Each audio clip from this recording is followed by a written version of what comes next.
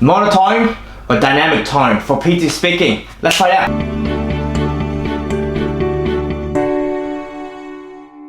At the moment, there's a lot of confusion and debate on many Facebook and forum on whether or not students should use a monotone or dynamic tone for their PTE speaking.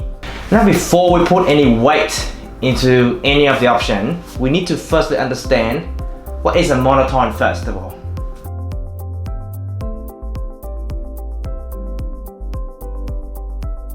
Well, monotone is a continuing sound that is unchanging in pitch and without intonations. Basically, I would call it a boring voice, a boring tone. On the other hand, a dynamic tone is a voice that basically have a changing pitch and there is intonation in the speaking. Basically, there is a rise and fall of the voice during speaking.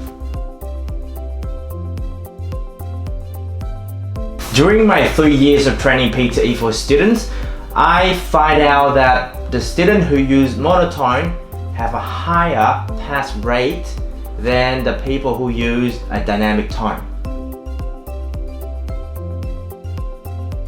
First of all, you have to understand the PTE marking system inside the database. They have up to 400 voices that they considered as natural English.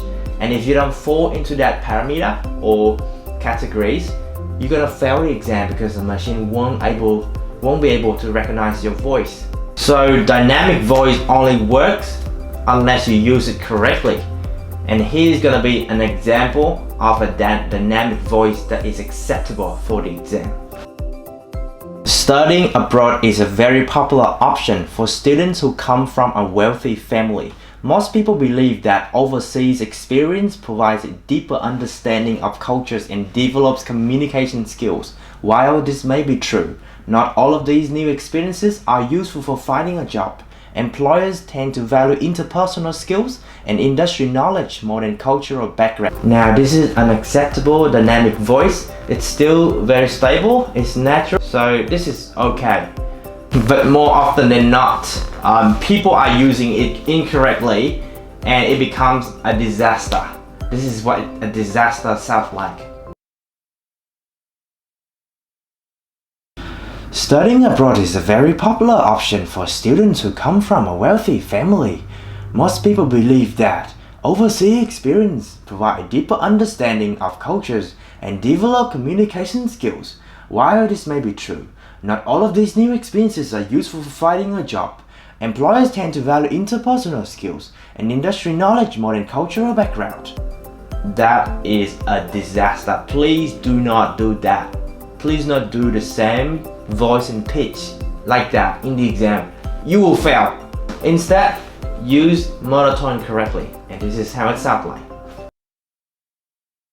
Studying abroad is a very popular option for students who come from a wealthy family. Most people believe that overseas experience provides a deeper understanding of cultures and develops communication skills. While this may be true, not all of these new experiences are useful for finding a job. Employers tend to value interpersonal skills and industry knowledge more than cultural background.